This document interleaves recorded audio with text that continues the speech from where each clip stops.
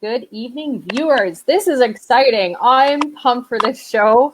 I've followed this guy that I've been watching for close to 3 years now. I found when I first had my first German Shepherd a couple years ago, I went looking for the best of the best.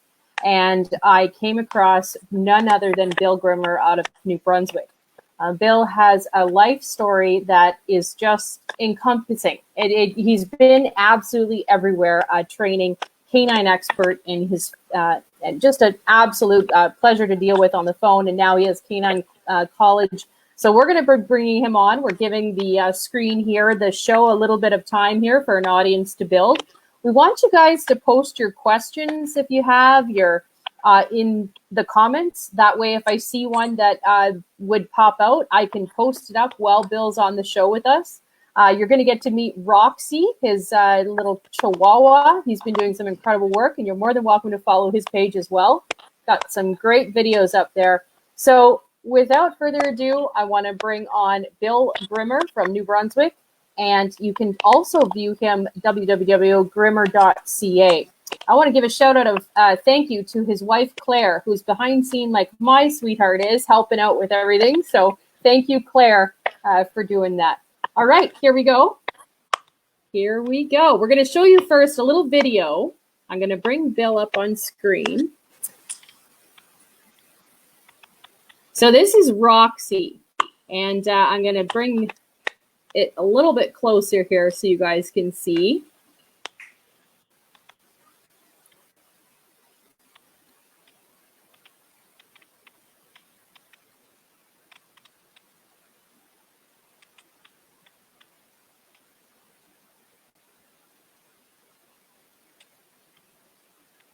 Let's do that. See that one more time.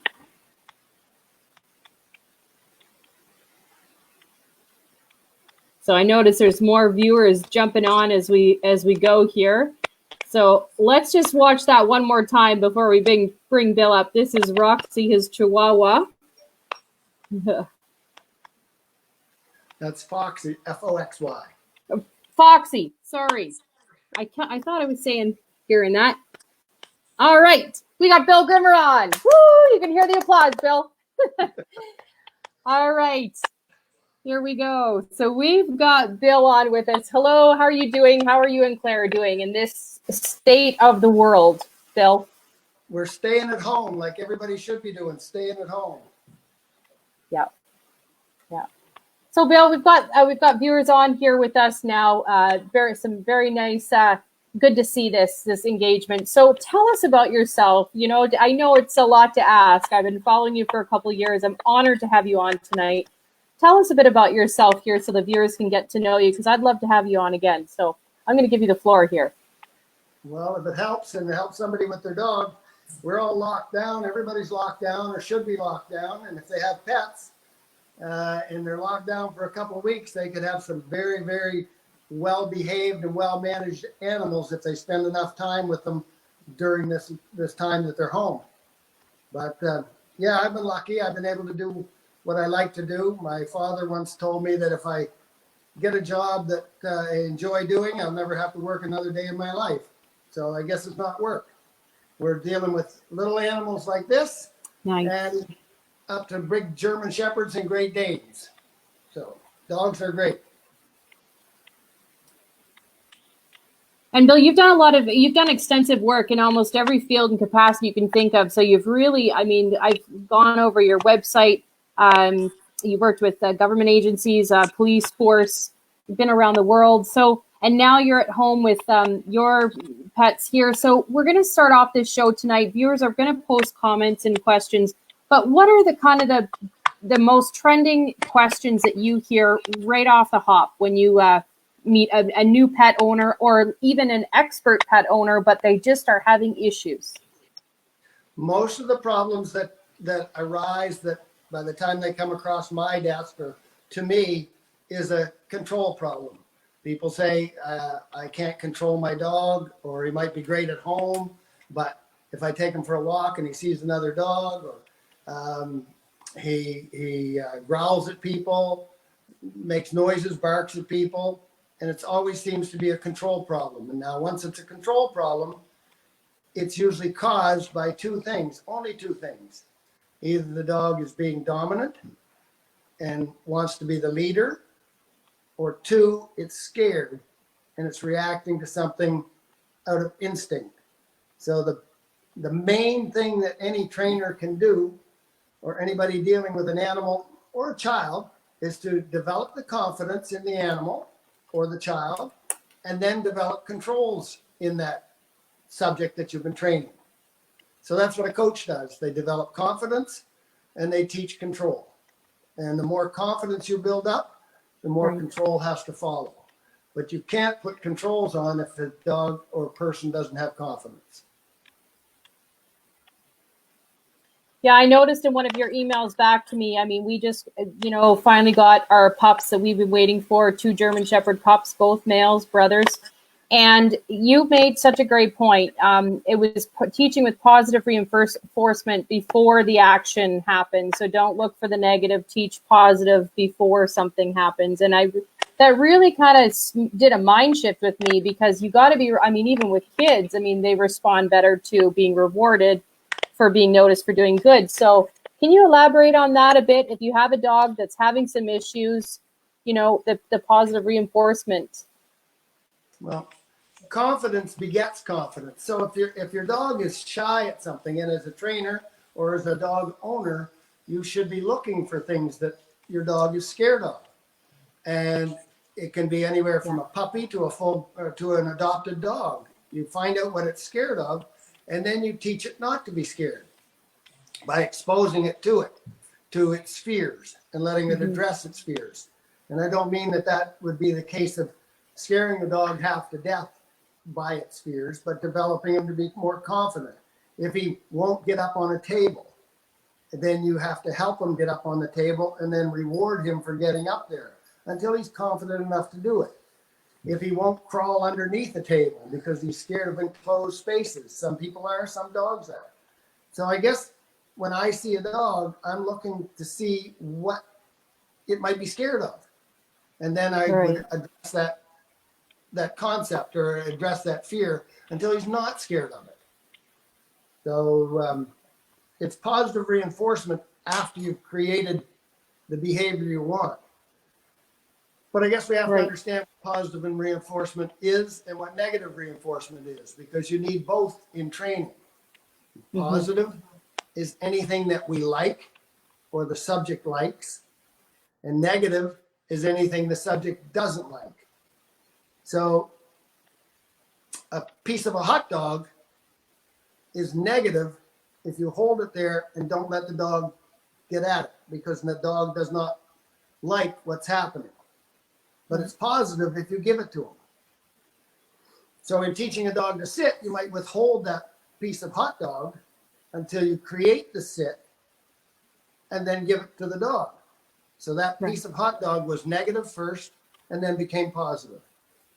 Is that clear? That makes a lot of sense, Bill. Totally, especially no matter, and it doesn't matter what age. I also noticed when you wrote me back, you said you can start training a dog at any age. So never feel like the dog is too old to start training, which I really, that built some more confidence in me as well. It really doesn't matter. It's the same thing as people. Some people can go back to school. Anybody can go back to school and learn some more stuff if they want to. But you have to find out what motivates them to want to. Do they need more money? Do they enjoy the camaraderie of a school situation? Or is it just something you want to do? And it's the same thing with the dog. You find out what motivates the dog, and then you address its fears, you make it more confident, and you withhold what it wants until it does what you want. So let's take this into an everyday scenario. Let's talk about, I'm just looking at our notes here, pulling on leash. So I'm about to train the pups. I introduced the leash, the smell, the look of a leash this morning.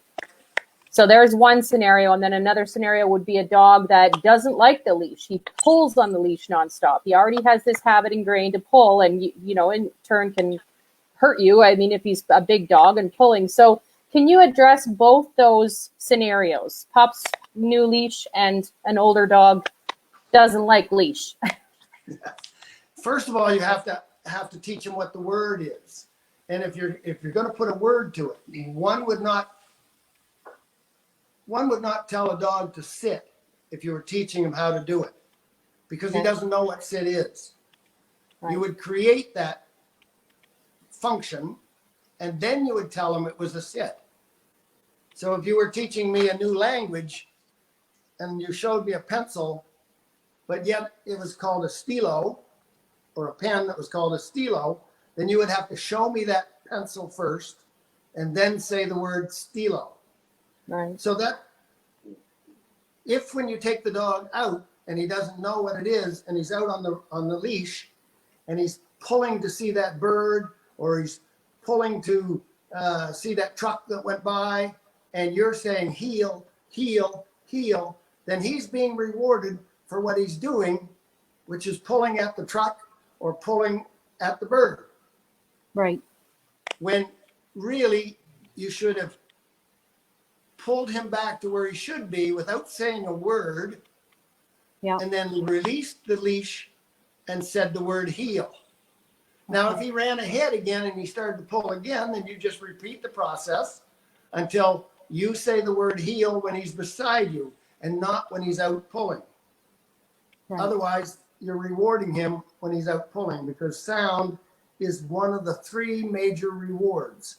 So you don't give him any sound. You don't say heel. You don't say sit. You don't say down until after you've created that behavior of the heel, the sit, and the down. That makes sense. And then in terms of pups, getting them used to that, any tips for getting them used to the leash? A puppy? Yeah. My puppies and any dog that I finally take over would have a leash on them all the time in the house. Oh. And we'd drag it around the house, and at any time I picked up the leash, I would then pull him in close to me. Yep.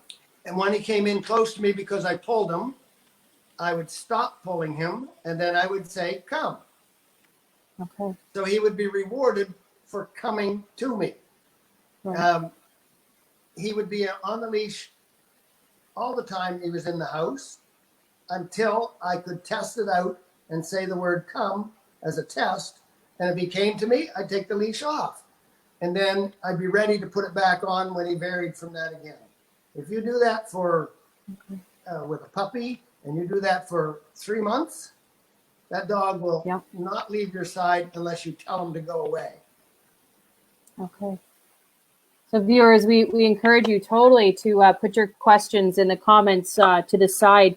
We have an interesting one, and I haven't even thought of this. I'm going to post it up on the screen, Bill. It's from Cheryl Hiller. And she says, can our pets get this virus? I see people asking this question often. Say again? Can the pets get this virus? I see people asking this question often. Well, I don't know all the scientific about it, but dogs this guy right here is inoculated against coronavirus, but there are many coronaviruses. And a dog coronavirus is a standard inoculations. Does it help against the COVID-19? I don't think so. Maybe, I don't know. But they are vaccinated or can be vaccinated against coronavirus. The science out now tells us that they don't think that COVID-19 can be affected or transmitted by a dog. But it could possibly be transmitted on the fur if somebody coughed on it that had it, sneezed on it, or went by somebody. Just like it could be if it was transmitted on a shopping cart. So I would be concerned about letting my dogs run loose and then having them come in the house and not knowing where they were. Here comes another question. What can you do if your dog won't come when it's called? My dog will come every time I call it because he's on a leash. And if he doesn't come, I pick up the leash. I don't say anything. I pull him into me, and then I say the word come. and it becomes habit. Habits are built over time. Now, if you're outdoors and you're walking through a field, my dogs, when I'm training a dog, is on a leash. It's dragging on the ground.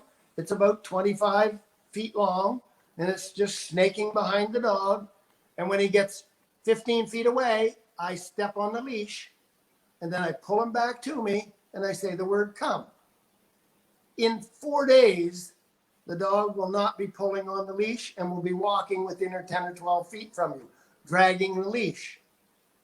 Now, if you really want to get rid of that leash and you take it off and he runs away, well, then the answer is put him back on the leash. So how long it takes dog A to learn that behavior is not how long dog B will take to learn that behavior. But if the leash is used and it's on a long line as it's walking down the sidewalk or down in the field, then it can't run away. It won't run away because it has a long line on it that you're going to step on it, pull it back and say, come. Right. So, and some of your videos that I've been watching lately on your Facebook personal profile, you've taught Foxy in no matter how long can you teach her something if you stay steady with it? How long are your training sessions with her? I'm training all day with the dog because whatever the dog wants, it has to do something for it. So if I go to the door and I say to him, do you want to go outside? And he's all excited. And I put my hand on the doorknob and he stands and he's jumping around. I make him sit by putting him in position.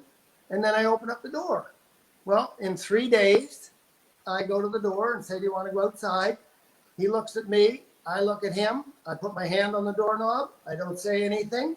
He sits and I open up the door. Now, sometimes he gets excited and he sits and then stands back up as I'm opening up the door. Then I close the door. And then he looks at me and he sits back down and I open the door. If he gets up, I close the door. I may have to do that 10 or 11 times before he finally learns this time to sit down until the door is open. And I praise him. So it's always being praised. Good dog, good sit. Good dog, good sit. Habits are built over time. If you were teaching your child how to do ABCs and they were trying to write them with a crayon and they were making an A with two slanted lines joined at the top and a cross one for a capital A, and it wasn't quite right, you'd still praise them, but you'd say, move it up here, move it over here. And over time, that child will learn how to do A's, B's, C's, D's, and you keep adding them to it. But a dog learns faster than any child. A dog learns faster than any child because he lives faster than us. Mm-hmm. This dog is 1 year old. He's not a puppy. He's equal to a 15-year-old, which means he's a teenager, which means he wants to be the boss. Most of them do. And so now he needs controls. So when he barks at somebody, and I can say something very quick to startle him, watch his face now, and I can say, hey, good dog. Okay?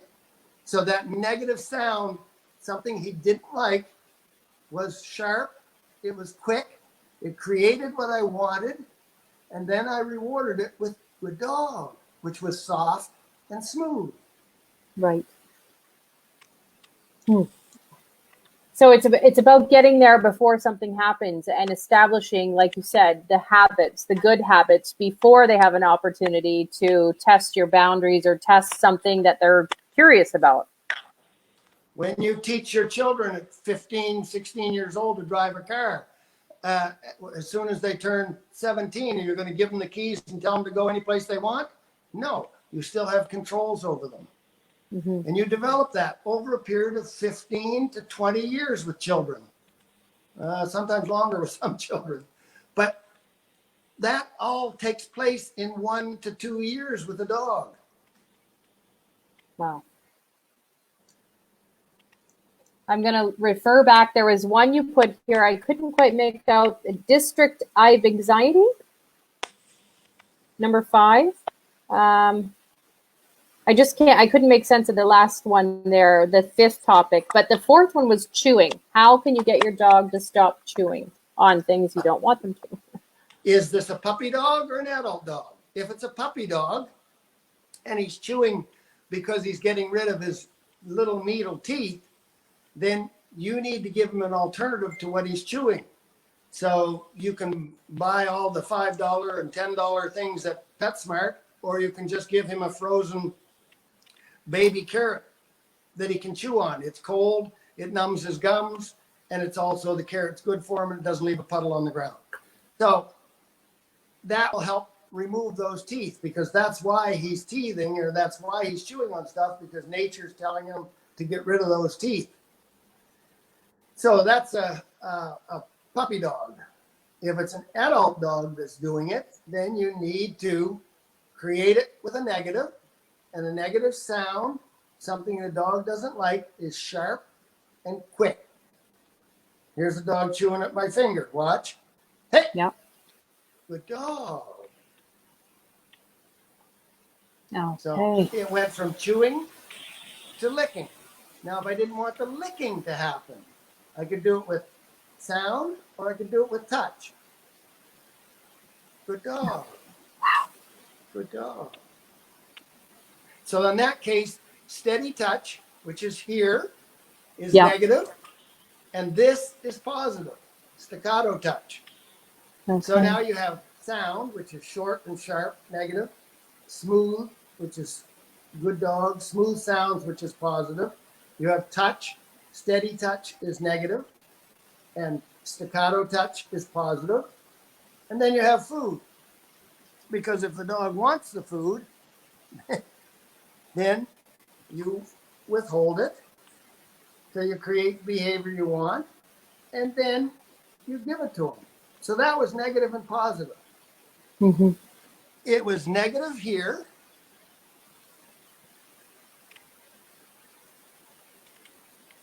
And positive here.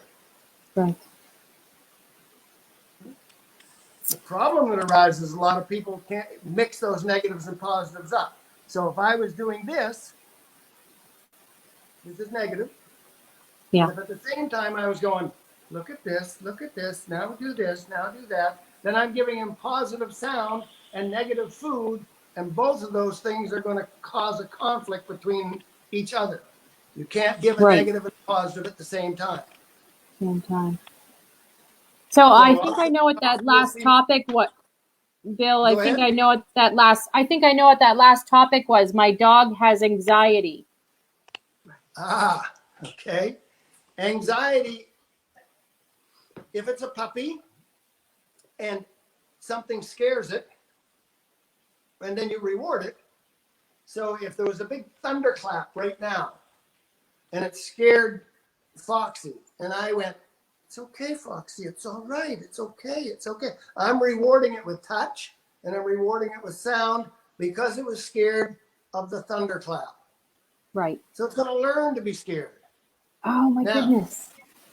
If the thunderclap happened and the dog was scared, and I took Foxy and said, sit, good dog, Foxy, it's okay, Foxy, good dog, then I have rewarded the dog for the sit and not for being scared of the thunderclap. So most dogs that are scared of noises and are nervous of noises have a confidence issue, which you as a trainer have to address and build up confidence. And then you have to understand and have to work with it so that you're not rewarding the fear factor. Whatever is scaring the dog, don't reward it for it. Make him do something else. Redirect him to something else.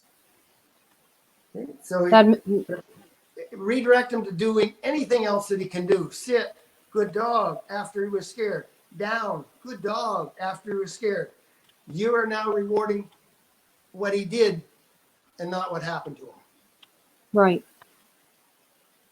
So it makes total sense. I've been writing notes while you've been talking, madly writing notes behind the screen. Okay, positive, negative. Yeah, hold that still, Bill. I'm just going to get a screenshot of it for the viewers as well. Touch, So I want to scan the audience as well, guys. We have about 4 more minutes with Bill here before he goes. He typically, Bill, you ran a course on Sundays. Of course, we can't do that right now, and it was called Sunday Fun Day. Yeah, you can go to my Facebook page and go into my videos, and you'll see Sunday Fun Days, where students of mine with their dogs, who now I don't call them students, they're actually trainers in their own right, come out on Sundays. Some every Sunday, some 2 or 3 on Sundays, 2 or 3 times in the summer. And we are in a field, and we have anywhere up to 30 dogs, all doing different things, but paying attention to each owner. So there's some dogs that are fetching, and some dogs are rolling over. Some dogs are climbing up a step ladder. Some dogs are crawling on their down low. Everything, and people look at that and say, wow, I wish my dog could do that. And so they're very versatile dogs. They do everything from protection to finding explosives to being tricks of saying pray. If I was to teach a dog to pray, then I would put him on the ground, hold him up like this so he's sitting down, and telling him pray, pray, pray, and giving him a treat until he learned how to do it on his own. The same way as you would teach a child to ride a bicycle before you let go of the seat, and he has to do it on his own then. So just in closing, Bill, I want to say thank you, and let's talk about coming on again and collecting some questions from viewers. But is there any closing words you'd like to say during this time right now to pet owners, especially, you know, those that just may have a new pet? Like myself, I was ready to run, bringing the boys to New Brunswick for obedience training with you, but we don't have that at our disposal right now. So what are the best tips you can kind of round this show up with? Right now, especially a young dog is motivated by food. Young children are motivated by food. So if the dog is motivated by food and it wants food, then I want to withhold that food until he does something that I ask him to do, and I'm going to give him his food. So I would never put a bowl of food down and walk away and go check my emails and let the dog eat by himself. Likewise, I would never put a child in a high chair, put a bowl of Kraft dinner down for the child, and then walk out and wash my car. I want to spend time with the child. I want to spend time with the dog, and each morsel that I have, I want him to come, I want him to sit, I want him to lay down, and I will hand feed him while he learns his habits. And that will make a difference in a week on any dog. That's awesome. So viewers, I'm going to post our notes in the comments tonight, as well as Bill's website that you can check out. I want to say thank you again to Claire and to Foxy for coming on. And Bill, thank you very much. I really appreciate this, and I look forward to more sessions with you possibly happening. And I'm just trying to see if any of the viewers have anything else here. Everyone's reaching out right now saying thank you for the great info. Is there anything else you wanted to show us, Bill? We still have some time. Okay, well, here's Annie. Annie, come. Sit. Pray. Pray that this coronavirus goes away fast. Pray. Pray. Pray. Wow. Good girl. That's just amazing. Margie McNeil says from Glace Bay, thank you for a great interview. Linda McDonnell says, thank you for the great information, Bill. Pat Klein, great job, William. And Betty's watching, and Betty says, where is Betty? Hi, Betty. Bill's an amazing dog trainer. So hi, Betty. Thank you, viewers. And thank you again, Bill, for coming on tonight. Up next, guys, stay tuned. Up next, we have our music, a very big show tonight. In fact, I think you guys said you might have heard of one of them. Of course, big names. We've got Dave Gunning coming on and JP Cormier. Live show starting in 20 minutes. So thank you again, viewers. And thanks, Claire, so much. I really appreciate this. Take care, guys. Stay safe. Talk to you Bye. soon. Bye-bye. And this broadcast is officially over. Okay.